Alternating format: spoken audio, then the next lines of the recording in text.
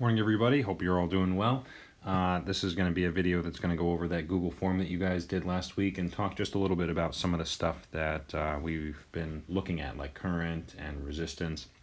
Not so much Ohm's law, but really specifically that Google form. I'm just going to go over some of the questions, and I'll try to mention some of the things along the way that we need to think about and that we need to do.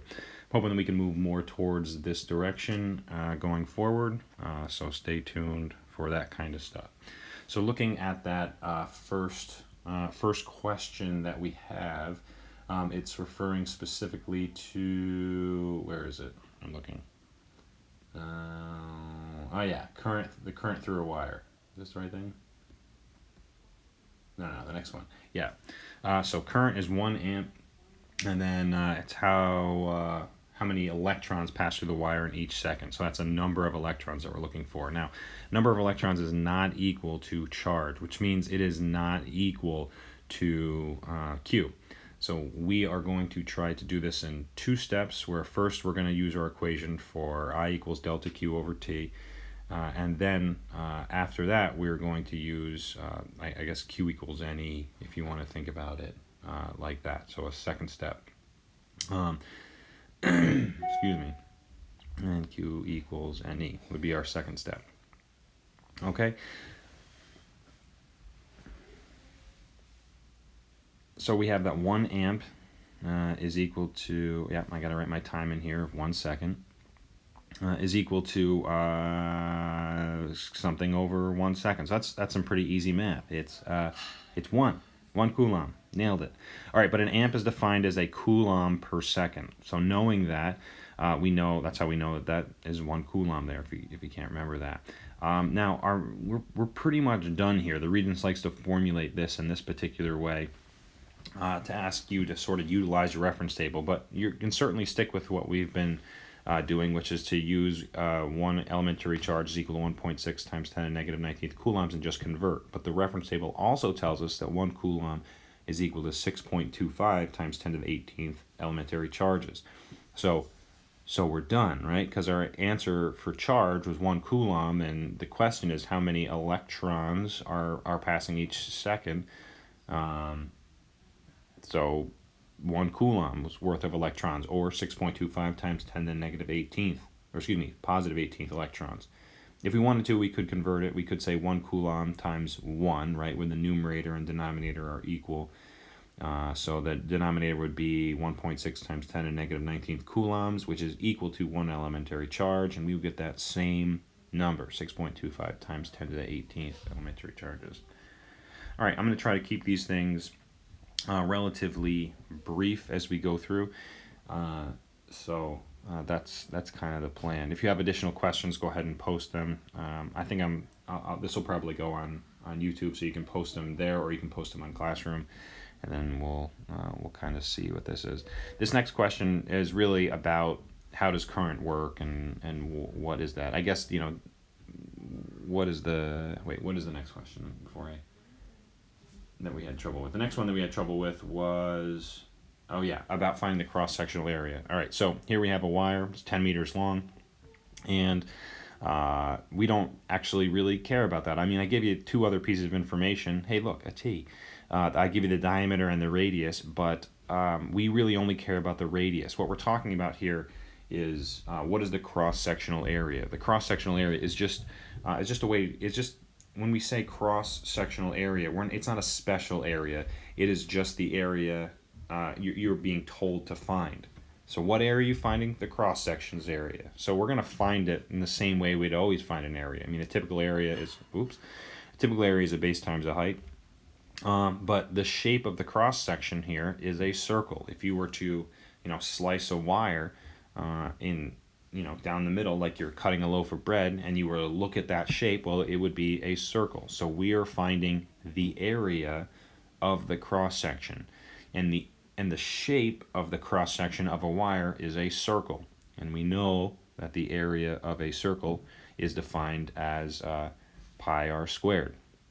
So we can write that down. And by the way, if you don't know that off the top of your head, it's in your reference table, so you can look that up. There's a whole geometry section that you can use. And so our work here is pretty much done.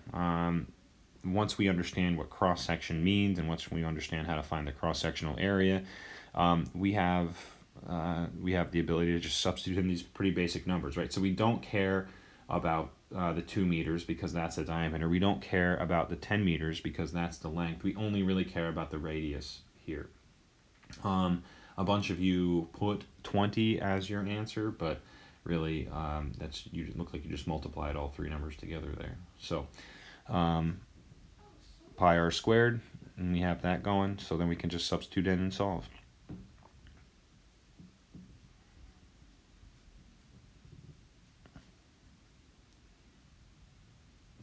All right, next question here is a reference table question. Check that out. I got prepared. It's about resistivity, and so I'm not going to go over here exactly what resistivity is, but it's directly related to resistance. So I guess I am going to go over it. It is I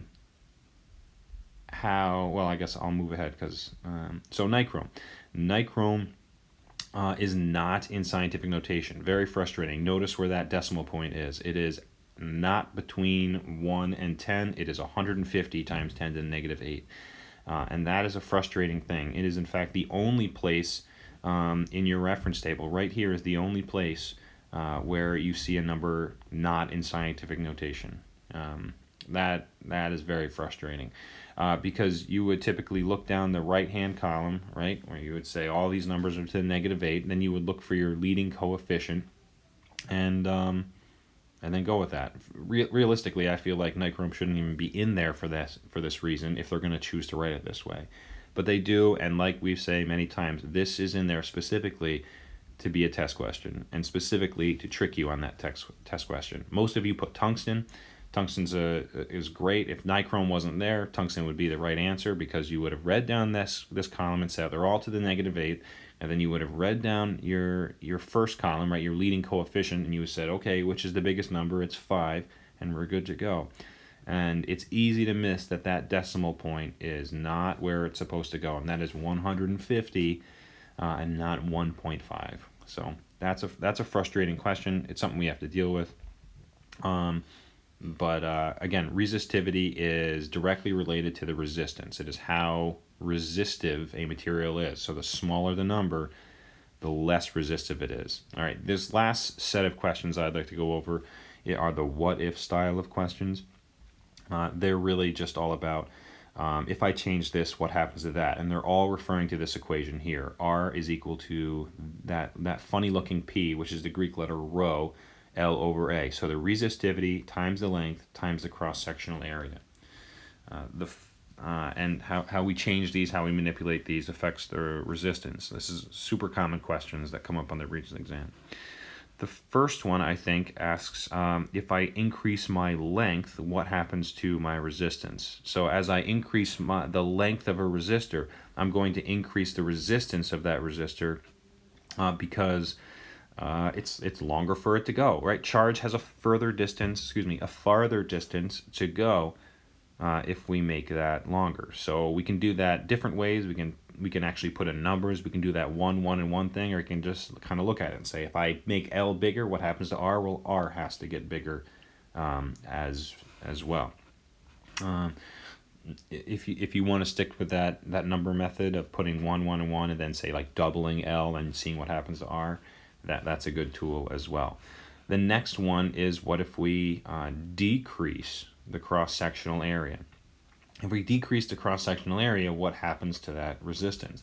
Well, now you are making a smaller wire, not in length, but in diameter and radius, and you are making that harder for current to get through. Imagine like a big hose versus a little hose. It's more difficult to get through that little hose, or even a tiny hallway versus a really wide hallway. It's much easier to get through that really wide hallway. Although our school hallway would be pretty easy to get through right now.